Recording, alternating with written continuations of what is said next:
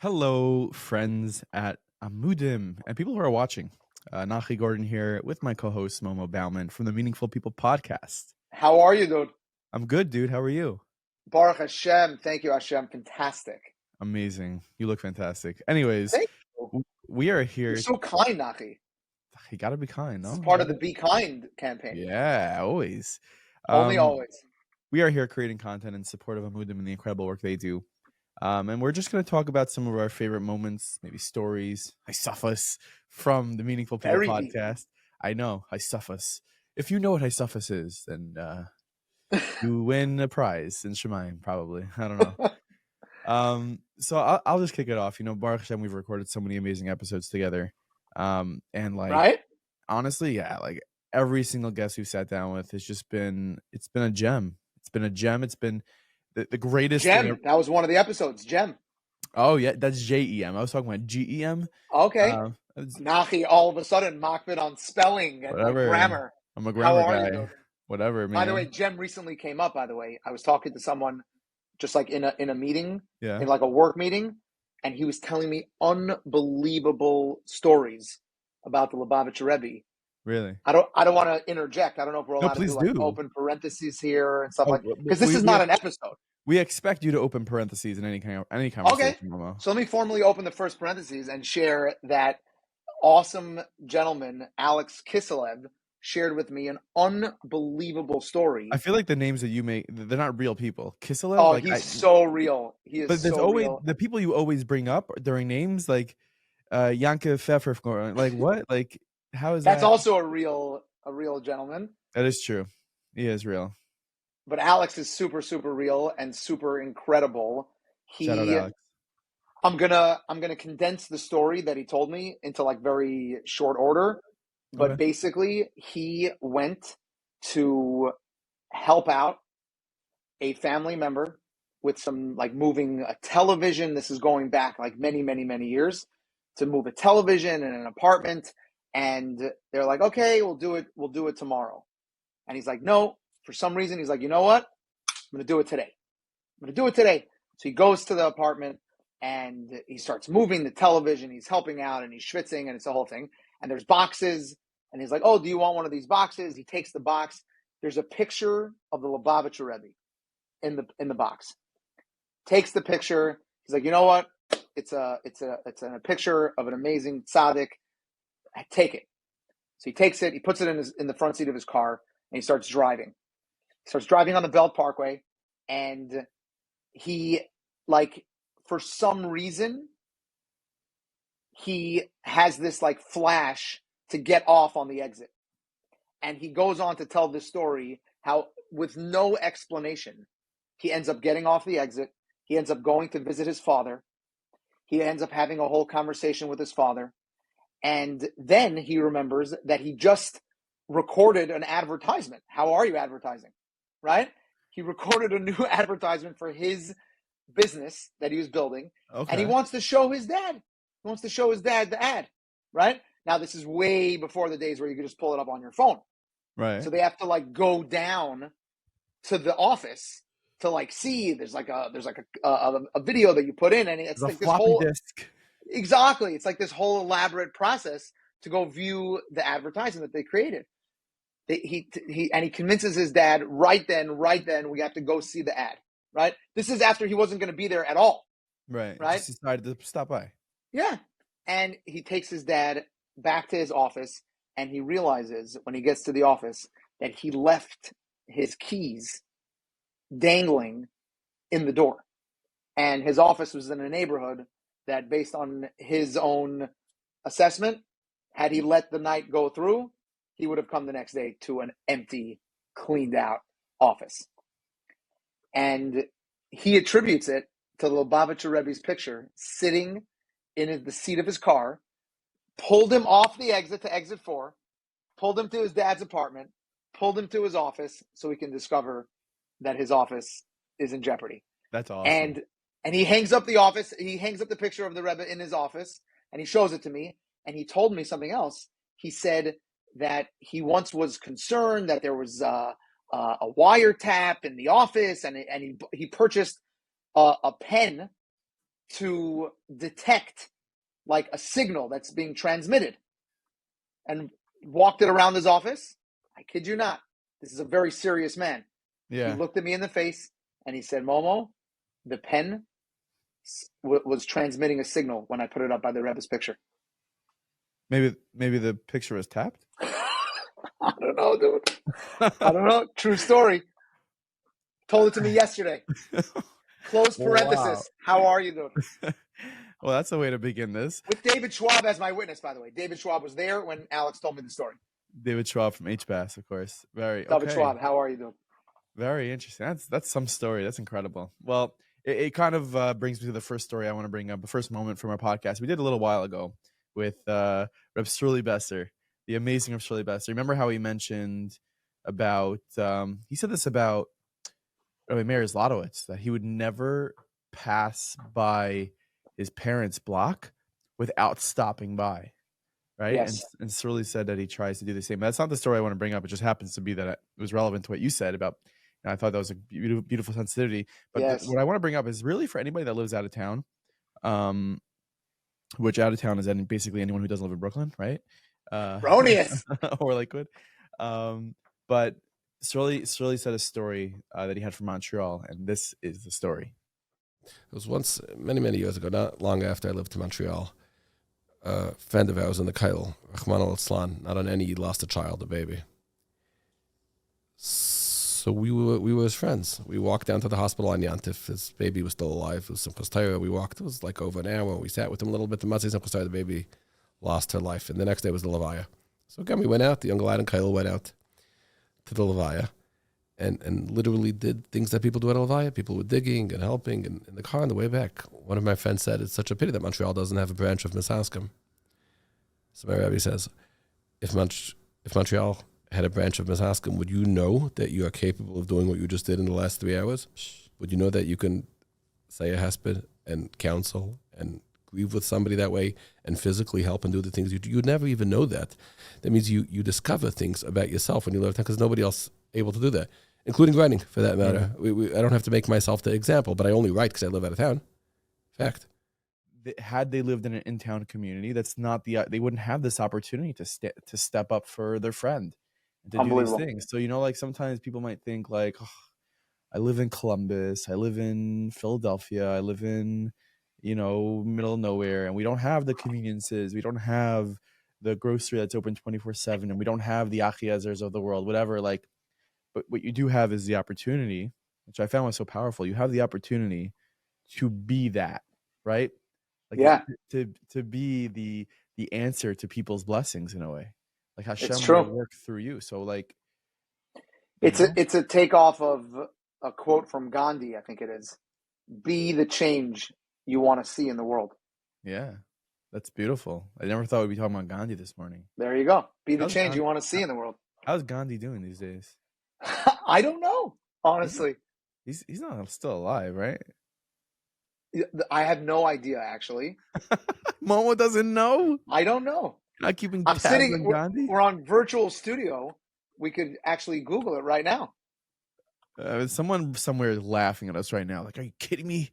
Gandhi's right next to me. Is he? There's no way. It appears that Gandhi was born in 1869. Are we talking about the same Gandhi? Yeah, dude. When did he die? There's only one Gandhi. He died on January the 30th, 1948. That is crazy. Pardon our vast ignorance with respect to the Gandhi. Buddha. Yeah, the Buddha Chevra over there. A lot of good quotes though from Gandhi. Why did now I lost the tab that we're recording on. Oh, here we are back. I don't know why we thought for a second that he was still alive. But anyways, because his wisdom is still alive. Lives forever. But anyway, be the change you want to see in the world. That's like, how are you, Shirley Besser? Thank you for that Meister, that story. It sticks with me. We recorded that such a long time ago. And the behind the scenes fact about that episode, Momo, Shirley was so under the weather. Remember? Yeah. He was so we cut a few times for like coughing attacks, coughing breaks, coughing breaks. There were no coffee breaks because we also talked about the fact that you don't drink coffee in that episode. Oh yeah. Yeah. So no coffee That breaks, but coughing breaks. The funny thing is, I don't think I ever will live that down. Like, I've gotten so many invites to like coffee meetings. Very And deep. I'm like, wait, like, do you actually want to meet or are you just making a joke? Like, I don't understand. And they're like, no, we're just, Coffee, pivoting me'inyan le'inyan ba'isa inyan yeah. about coffee. I was talking recently with Rabbi Yossi Schwartz about the halagicity of coffee. Kava, right? Kava is the way we refer to coffee in Yiddish. And the kave el Hashem, he wants to write a sefer on all the halachas that pertain to coffee and So call it interesting. kave el Hashem. How are you? I'm out. I'm in. I am a customer. Even though I don't drink coffee, I love the focus on writing a sefer about something that everybody besides for me drinks on Shabbos, right? Like, everybody drinks it on Shabbos besides for Yeah, me. it's Shabbos. It's during the week. Also, there's a lot of halachas that pertain to it. Interesting halacha about Halachas coffee. about during the week drinking coffee. Yeah, catch this, right? Ready for this? There's a halacha that if you make a bracha on, if you're kiveya, a suda on something, not only hamaitzi, but like mezainis, if you make a mezainis and you have in mind to leave the place where you are, you're good. Your das can keep that kvias going. So you can make the bracha on the mezainis and then continue to eat it when you get in the car, when you go to the next place. A coffee, or any shahakol for that matter, doesn't have that kvias, doesn't have that ability to establish the meal, such that if you take it from one place to the next, even your das is insufficient to keep that going. So lehalacha, if you make a shahakal on your coffee at home, and you, even if you have in mind to take it elsewhere, a new bracha is triggered when you get to that new place. Let's write that safer. Kaveh el Hashem. Yes. Time. Biden Judaica stores near you. We've had some very funny moments, part of Meaningful People. Some haven't made it to the final edit. Oh, Man, you started it. We have so many bloopers. Oh, you went there. Good. Yeah, I could take it. You want to know what my favorite Nachi moment is? Oh, let's hear it. We're gonna have to show it though. So first of all, thank you for making it difficult for me to make this choice. Okay. But I'm good. Very good. I am going to have to go with. I think it was with, if I'm not mistaken, it was with Jonathan Donath. Oh, it must have been with Jonathan Donath because of what we were talking about. Dr. J. Hey, Yid, how are you? And just play it. I'm not even going to describe it. $1.60. Well, just because I want people to understand, I don't want to. It is $31 a month. We can't hit people's credit card every day, and it's 100 cents. Yeah. What did I say? What did I say? No, you were right. You were good. 60 cents. No, I didn't. No, you did. I said 60 cents. Yeah, dude. I didn't hear it. Nachi. But I'll tell you one thing. 60 seconds. That's my business. I fasted today. I'm telling you. This is going to be edited. Is it? Yeah. Surly, please. $1.60. Okay. I need to have a burger. 1 second. Yeah, where were we? Yeah, so in my defense, I got confused with seconds and cents. Oh, it's very confusing. It happens. No, it's terribly confusing. It's completely understandable. But they're both like units that you measure. Yeah, it's totally reasonable that you. It was also, in my defense, it was also late at night. I feel like I find it that it's sounding like I'm making fun by trying to defend it. No. I'm genuinely defending that it's a very reasonable mistake to mistake. Raise your hand if you ever confuse dollars or cents. Cents for seconds. Cents for seconds. Momo, no, never. Classic. I mean, I also in that episode I had a rough episode that episode with like blunders. I said something placebo instead of spasiba. Spasiba, yes. Here, let's just play it. And I said, Shoel, what do you think of this idea? He says, great idea. I said, can you build me a website? He says, absolutely. So then I called my... Oh, it's good to have a website guy. Oh, my God. website Got to have a website guy. Shoel's the best. Of course. Yeah. And so... if Kirill is listening in Ukraine, placebo. Placebo. What did I say? Placebo. That is great. Shirley, please do not edit that. Please. Put subtitles, really, for the people who don't speak That was amazing. Polish, Okay. Russian. To a doctor, no less. He says placebo. He's not a doctor. He's my website guy. No, Oh, with man. the doctor. So what can I tell you? Like, In your First of all, I defense, by the way, he was cracking your neck in half. before or That day. after? No, he did it after. Oh, it was He after. did it after. Maybe So it was to that's not in release. my It was to defense. release some of the stress from that. Oh man, listen. He almost You know- took your head off. By the way. Yeah, listen. Joe Biden has some hot mic moments, and so do I. I'm There in you good go. company. I'm in good company.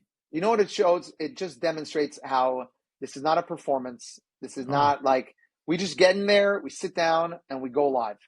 100%. And like, one day maybe we'll edit the outtakes from. Speaking of outtakes, we recorded an episode with Rivka Shotkin, one of our most famous. It was part guests. of our. It was part of our Shotkin Schmotkin series. Yeah. Oh my gosh, can we start a law firm, Shotkin Schmotkin? Yes. Yes. Like, we'll have no licensed lawyers. Just like we'll just make a law firm. Yeah. That's amazing. That's awesome. I like that. Shotkin Schmotkin. Injured? Call Shotkin. Anyway, so we had Rivka Shotkin, who's her episode like has 100,000 views now on YouTube. It's really incredible. Her story, she's been telling it around the world ever since that. But that was a fun morning. She was an amazing guest, and like she was so vulnerable, and like we could probably release a whole other episode of what didn't make it to the final edit in that episode, but it was all so good. It was all so fun. I mean, maybe we'll do that one day. Anyways, but she had so many things to say that were so eye-opening. She had said a story about a song that she was listening. Her father was explaining her to the translation of the words. Nachi Momo song. Was it Lushua Baita? Oh no. Lo lefached min ha'ke'ev. Not to be afraid of the pain. Don't be afraid of the pain. Right. So this is the story that as it happened.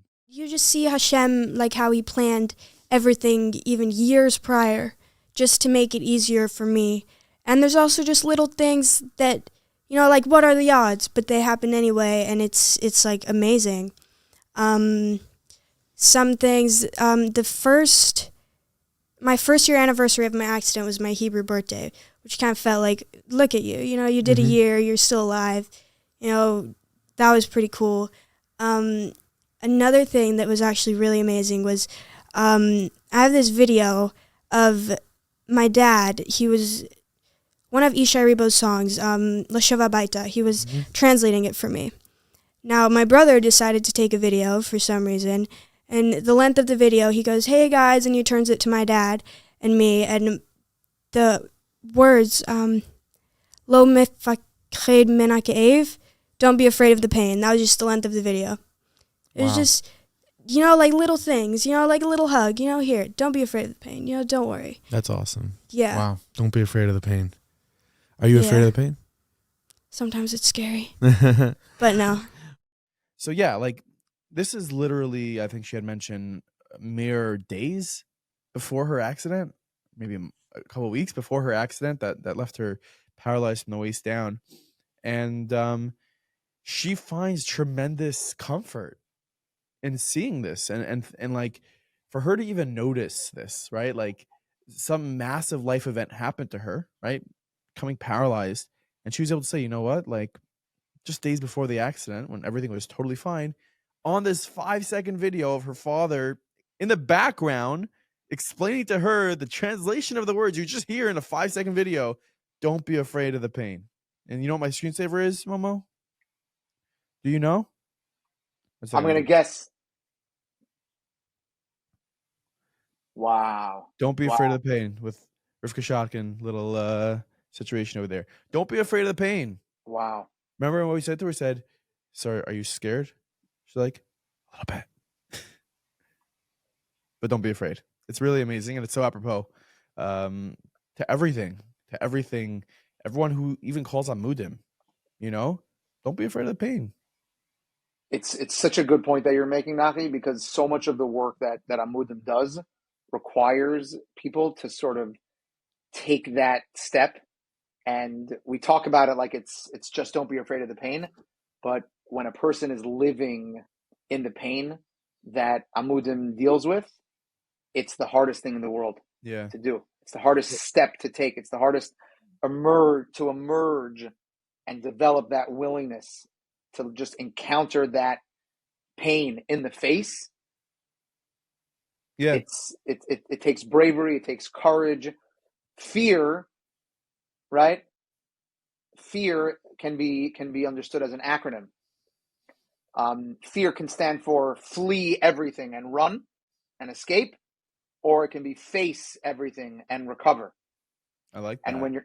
when you're willing to face that fear in the face and face it and recover and not be afraid of that pain and to embrace that pain, that's where recovery happens.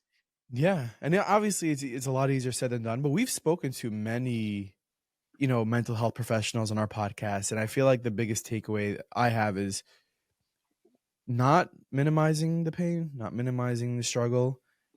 It's huge. It's something that's happening, but stare it in the face and just sit with it, and you will get through it. It might not be today, it might not be tomorrow. It reminds me of a video that's going around. I know you probably didn't see it yet because you're not on WhatsApp, Momo, or Instagram or anything social. You're on iMessage, so you only see the top of the top videos. Yeah, hit me up on iMessage, dude. Yeah, hit Momo up on iMessage. Said 2006. Anyways, there's a video coming out of one of the hostages that was being released from these Nazi Hamasniks, and many videos that are coming out show these hostages. They're obviously being intimidated and told how to act when they're leaving Hamas's hands. They're being told to wave. They're being told to smile, to give this facade that they were being treated so nicely, and they're sad to leave their captors. It's a crazy propaganda. You even hear in one of the videos, and Ben Shapiro had exposed this the other day. You hear in one of the videos, one of the terrorists saying, keep waving to the camera. This is all being recorded. But one Israeli woman came out of the car the other day with, it seemed like, her mother, and she stared at the terrorist in his eyes and did not blink. Just stared at him in the eyes and didn't blink. And to me, that was I am Wow. not scared of you. We are Wow. not scared of you. You may have held us for 51 days. You may have murdered thousands of people, but we will win. We are not scared of you. You will never break the spirit of the Jewish people. That's Wow. what that 2-second stare did for me. And it very Wow. much goes into this message of don't be afraid of the pain. Don't be Wow. afraid of it. I want to stay on that for a moment. And someone reached out to me, Reb Zeiger, Shalom Aleichem. He Another fake reached name. out to me. Real guy, awesome have guy. you ever met anybody Goldberg or anything, Momo? Like, what's up? Come on. Oh, it's funny. After we aired the episode with Sean Balva, Yeah. who by the way, just like, oh, dude, Sean. Yeah, how are you, Sean? What a guy. What a guy. What an episode. What a story. What a guy. Yeah. Shout out to Nissen for finding Sean, our producer, Nissen Gordon, for finding Sean Balva. That's his first official shout out. But oh my gosh, like, I had no idea. A lot of people are asking me, by the way, how did you find him? How do you get to him? Right? Yeah. So anyway, he had mentioned, and maybe you played the clip, I don't know how this works, but he mentions the story of where they beat him up in jail. They beat him up with his hands up 23 times. Yeah. 23 times. And you turn to me and you're like, Momo, what's the Indian of 23? Yeah, what's the gematria? Yeah. And I didn't know. I had nowhere to go with it. Zeiger, Harav, reaches out to me and he tells me that 23 is gematria ke'ev, pain. Kaf Aleph Vez is gematria 23. And that pain that he experienced, as we discussed with him, is exactly what he needed, because it came to him as a result of his refusal to boycott the program. And had he done that, and had he not experienced that cave, that 23, that pain, he would not have been able to be transferred out of that jail to move to New York and meet Shalom Rubashkin. and see the light of the Torah. And that ke'ev is also, it's the same oisios of ke'av, like a father, because Wow. the role of a father is to teach the child, right? And Chazal say that anyone that teaches someone Torah is ke'ilu like he's a father. That means that the role of the father is critical in teaching lessons to children and to students. And that's the function of pain. Pain is there to be, the ke'ev is to be ke'av, to be like a father, from which we're able to learn, from which we're able to internalize what message is the Eibusher sending to us in this predicament, Yeah. even the painful ones. Incredible. But just to close the parentheses on pain, I heard a quote from somebody, Eric Thomas. He says, pain is temporary. It may last a minute, it may last a month, it may last a year. If you quit, however, it'll last forever. Meaning, don't stop. You're already going through the pain. Keep going, and it'll be part of your success story, God willing. I want to talk about one of the guests we've had on. His name is Meir Weiss. Another episode. Meyer. Yeah. Did I say Mayor? What's wrong with me? Another episode. He told us that it's interchangeable. It is okay. He told us it's interchangeable. Yeah. So, but I know you've been becoming very Heimish of late. So yeah, would something happen? What do you mean? No, I know you're developing your chassidus big time. Oh, the beard, right? I see you. By the way, I think you should have a beard, Momo. Interesting. I guess we'll have to wait till Sphera. Okay. I guess so. Anyways, Meir Weiss, there's something he said that was so profound to me in the episode, and here it is. At the end of the day, you have a Zayda that you can go to after this, and you could talk to him, and you could say, oh, I met Meir Weiss, and he's good in this. I don't have anything. The responsibility of building doidas falls on my shoulders. That's not an easy thing to carry. And even the more so when I know that I'm not perfect and I need to better myself, and I have traits that I'm trying not to be like my father, and I wanna be good to my kids. And the only way to be that good father is to be truthful and to follow the truth, because kids feel it. They feel it, they sense it. And that's where life decisions change, right? Because although I'm human and I'm 26 and everything's fine and royal, I have to think to myself, I have to think more maturely than others, because I have to think and I have to say, Meir, and this is what I think, Meir, what's going to be 5-10 years from now? What are you going to look like? Even better, what are your kids going to look like? So every decision that I take has to be weighed accordingly. So there are a lot of things that I don't partake in, that I should partake in, because my cheshbon is different. I have to look out for things differently than the regular person. Before I had my two daughters, I used to daven every single day. Please continue my daughters. Extend, and you'll extend one generation more. My second daughter, the same thing. Now, hopefully I'm going to still have kids, right? But help them extend their...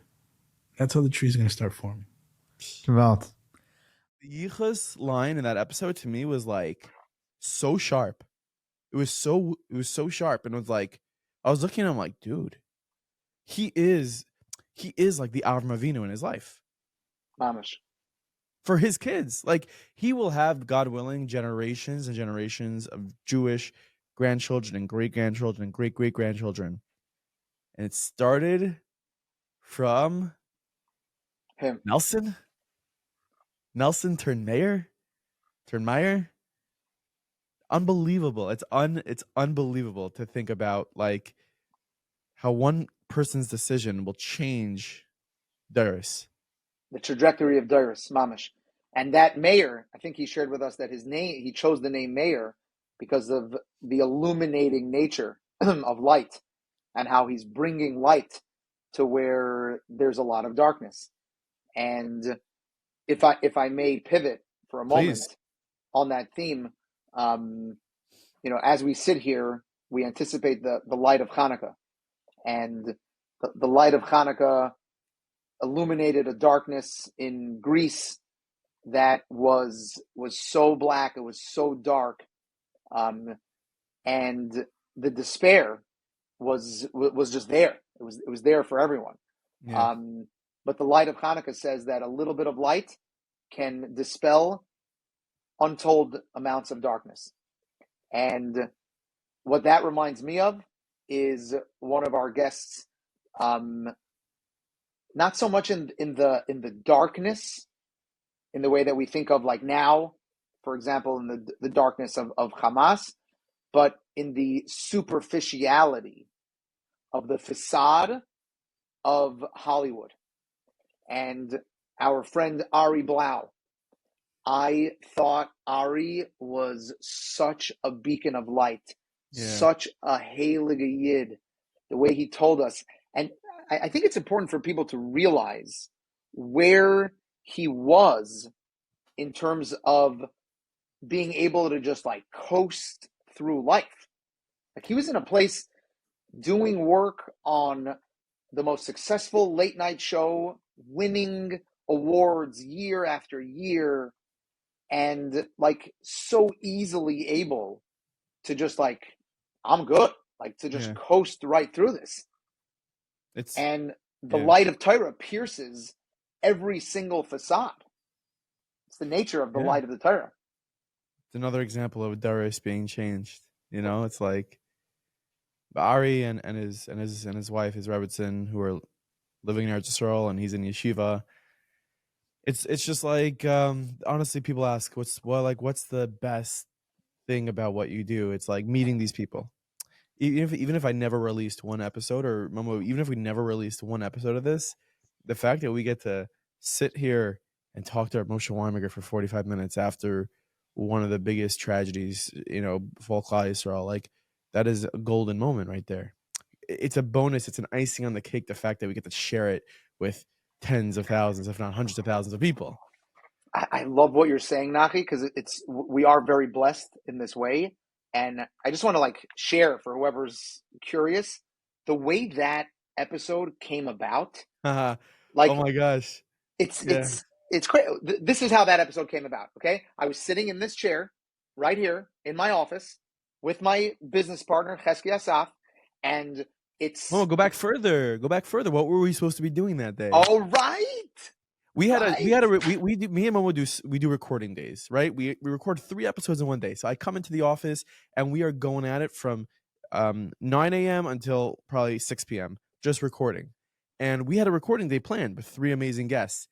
The day before, I had some virus. I wasn't feeling well, and this never happened to me. In 2.5 years, 3 years of recording, I never had to cancel like recordings. Besides for once, maybe. But like no, but never a full recording day. Never a full recording day. Like, because that's like a real that's a real struggle to rearrange. And we're still working on it. We're still trying to rearrange all the pieces from that recording day. But anyways, I had to cancel. And then it's like, okay, Refuah Shlema. And then what happened, Momo? So I'm sitting in my office with my partner, and it's I don't know, it's 72 hours after Simchas Torah. It's like it was still, a Monday. Yeah, it was a right. Tuesday, yeah. It was right after. No, it must have been a Thursday. Really? It must have been yeah. I'll tell you how I know. Okay. Because we're sitting in the office and it's noon, and we're struggling with exactly the inyan that we ended up asking Moshe Weinberger, which is, how do we focus on anything? How do we look at emails? How do we join, videos, video calls for work while this is happening in Eretz Yisrael? Like, how do we assign any significance to anything else? That was the struggle we were having. And we had a work meeting, we took it. We had another one, we took it. But then we had like an open hour on the calendar, and we're like looking at each other and we're like, what do we do? And we realized that Moshe Weinberger is giving his 1 o'clock Hisbodedus shir in the Eish Kodesh library. So we look at each other, we're like, let's go. Let's just go. And we pick up and we went to his shir, and he gave us tremendous, tremendous chizik. And like for the first time, mamish, since Simchas Torah, I felt some type of ability to breathe, an ability to have hope that we'll be able to do avodah going forward, and to have some clarity with what our role in this war is. And I asked him, I'll give it to you granularly. I asked him right after he finished the shir, could we just sit down and record something for this Matzah Shabbos? And there were some like logistical manias, and like we encountered those manias, and I just said, okay, no problem. But Mincha was immediately following, and I have to thank my partner, Chesky Asaf. He looked at me before Mincha. He's like, Momo, don't give up so fast. You need to sit down with Moshe Weimager after Mincha and just figure it out. You work through the manias. Don't give up so quick. And he gave me the chizik that I needed to follow up and to pursue. And as you remember, we figured it out. He was going to a wedding. He was coming back. Like we worked it out, and we were able to record that episode. It's crazy. It's crazy. And it never would have been possible prior. Like it wouldn't have happened. And that was our first episode that we had put out after, what had happened in Eretz Yisrael. And it was with Rabbi Moshe Weimager, Rabbi Eliyahu Goldwicht, and Rabbi Menachem Lieberman from Ashkelon. And it was a strong episode. It's when I gave, again, the marching orders Rabbi Moshe Weimager had said, which is, about his father. His father was one of the cleaners, right? And he said I'll just play the clip. My father, Zechor Levacha, for many, many, many years, he owned a dry cleaning store in Manhattan. And it bothered me. I never spoke to him about it, but it bothered me a lot that a person who I looked up to as the biggest tzaddik in the world, that my father was taking out like stains from like some drunk's, suit. It bothered me a lot. That's what my father does. And finally, I remember one time I just spoke to him a little bit about that. And my father said to me the following. He had very few words. He's not like me. He just had a couple of words. My father said, "That's what I do. That's not who I am. Who I am? I'm your father. I'm a Jew. That's who I am. That's what I do. I do that so I can be a good father and I can be a good Jew. But that's not who I am." You have to make a clear distinction. Who we are right now, we're one people that we're filled with hope, and we have a heart, like the Zohar says, one side is broken, crying, the other side is laughing. And that's who we are. We're Jews. We're with our brothers and sisters every single moment of the day. We're not Mesiach Das from them. Right now, the Baruch Shalom wants me to do this, not to be this, just to do this. I can do this because I need to do it, because Hashem wants me to be normal and not to fall apart and become a Michiganer. So I'm going to do this, but it never, ever, ever changes the slightest bit of who I am. It's what I do, but it's not who I am. It's just amazing to hear. And his father was a Holocaust survivor, and again, Rabbi Moshe Weimager said he had struggled with the thought of his father cleaning clothing all day. You're cleaning schmutz out of people's clothing. His father Tim was a tzaddik. What I do is not who I am. Exactly. And also, of course, the chazak v'nis chazek has come up over and over for me. If you want to get chizik, the best way to do that is to be mechazik someone else. Chazak v'nis chazek. There's an or chayzer. There's a light that returns back to the giver. You give someone chizik. It could be in the form of a good word. It could be in the form of a hug. It could be in the form of just a smile on the street as you're walking by someone. You never, never, never, never know. And Amudim knows this so, so well. You never know what is going on in someone's life. The difficulty that they're dealing with, the challenge that's on their plate, the pain that they're experiencing, it doesn't show up on their forehead. It's not there.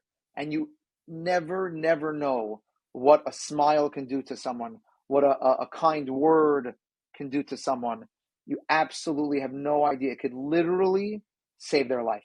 And I'm not being dramatic. I'm not exaggerating. It could literally save their life. You know a thing or two about that, don't you? Everyone does. Everyone knows what it means to be kind to someone else. And all it takes is a moment of introspection. Yeah. All it takes is a moment of introspection. Take a moment. Here's a challenge. Yeah, let's use the challenge The Momo culture. challenge. Dun, dun, dun. Take a moment and think about something that's going on in your own life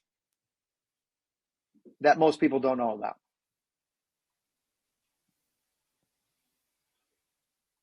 And now recognize that that person that just cut you off on the street, or that person that just cut into the line in Gourmet Glatt, or that person that's just being unaware of their surroundings at your expense, who knows what's going on in their life?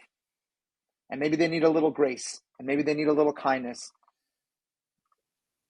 It's so mind-boggling when you contemplate how little we really know about what's going on in other people's lives. And when we talk about the concept of being done someone l'kaf sechus, it sounds like this this big avodah. Just take a moment.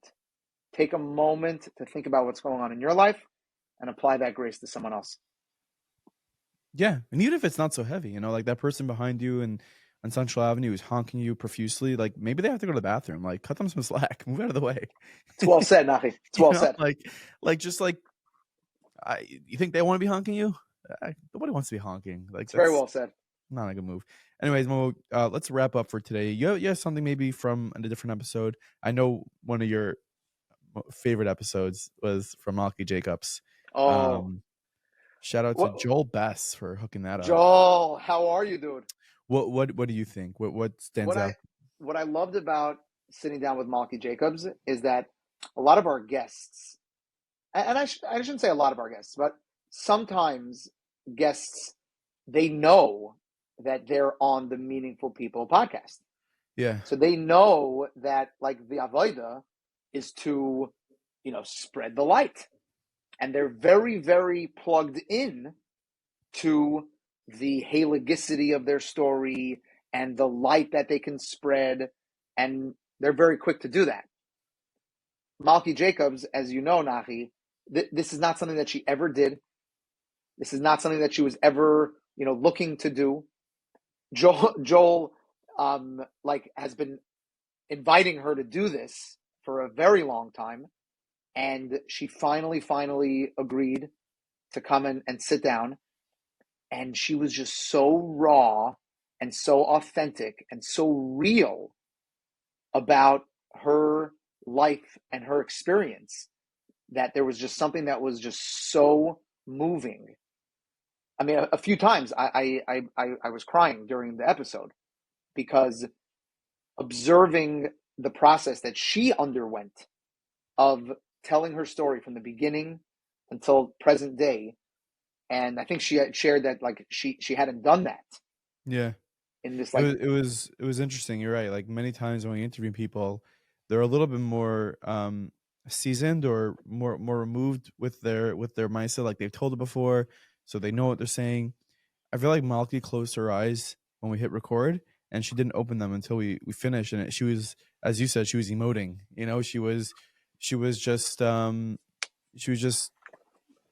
I don't want to say it's like a therapy. It was like a therapy session, but maybe it was. But it's one for that me it was. For everyone there, it was honestly like. I've bumped into somebody the other day. They said they were sitting next to her in a restaurant recently, and they went over to her. Like she just, and again, like you said, she didn't know oh, I'm coming on the Meaningful People podcast. I need a. She just came and said her story, and she also she went through things in her mind in front of us, I don't remember exactly, but I think there was a nakuda about life that we were talking about, and we would go back and forth on it. You were challenging her. She was, and it's like she was talking about holding on to the inspiration. Yeah, that it can't just be about the 5 minutes of the flash. Oh, I'm inspired to do something now. How do we hold on to that? Yeah, but it's like she also is very vulnerable. She's like, I don't have everything figured out. Like this is a work in progress, and believe it or not, that's a lot of our guests. And that's all of us, honestly. None of us are finished products. And listen, we want to give a big thank you to Amudim for giving us the opportunity to talk to you today. And we want to urge all of you to support Amudim because they're doing work that none of us want to be able be busy with. They're doing such a service to the entire Klal Yisrael. So needed, so necessary all over the world, right? Whether it's here, whether it's Eretz Yisrael, no matter where it is, they're helping so many people. And we just want to make sure that they continue their incredible work. Incredible work that they're doing. It's really an honor to be part of their Avodas HaKodesh in this small way. And anyone that is familiar with the work that they do, they know how critical and how life-saving and how halig their work is. And anyone that is not as familiar, I invite you to take a minute to become familiar and educate yourself on what is going on within our community. And I think the times where we believed that this was happening outside of our community and where we can sort of bury our head in the sand and pretend that this doesn't exist, I think over the years that's become a thing of the past. And Amudim is doing such remarkable and critical work. I want to, if I have another moment, Nachi, to throw something in as a Haisafa, we recently aired an episode with Elke Pollack. Yeah. And she's doing amazing work. Also in the mental health realm, with respect to depression specifically, postpartum depression. And we talked about a little bit about a concept called Hatsur Tamim Palei with her, that the Eibishter is known as the rock, and his work is complete. Hatsur Tamim Palei. And the completeness of the Eibishter's work is that anything that happens to a person, of course, we know and we believe and we accept that that's exactly the way Hashem wants it to be for that person. But what we sometimes fail to acknowledge is that there's an impact on other people in that person's life. And for example, when a court of law, secular court of law, sentences someone to something, maybe they take into account the family circumstances and the sentencing guidelines, but in the actual, punishment that they dole out, it's about the person. It's about the guilty party. The Eibishter is not a Melech Basar V'Dam, the Melech Malchei Amlachim, and in his infinite capacity, the Eibishter doles out precisely what is the customized design for that individual person, as well as every other impact that it has on that person's family, on that person's friends, on that person's loved ones, and anyone that knows someone that's going through this, and anyone that is impacted by the challenges that Amudim deals with on a daily basis, they are all part of the Tzur Tamim Palei. They're all part of the design of the Eibishter, that this person be going through this, and that it be part of your life as well. And that we can go through these things together as a family, together as a community. And this doesn't have to be something that individuals suffer and individuals endure on their own, but rather this can be something that we experience and address and face as a community, as a family, as a nation. And that's actually part of the tactic that tzaddikim teach us to merit to get out from the other side of it.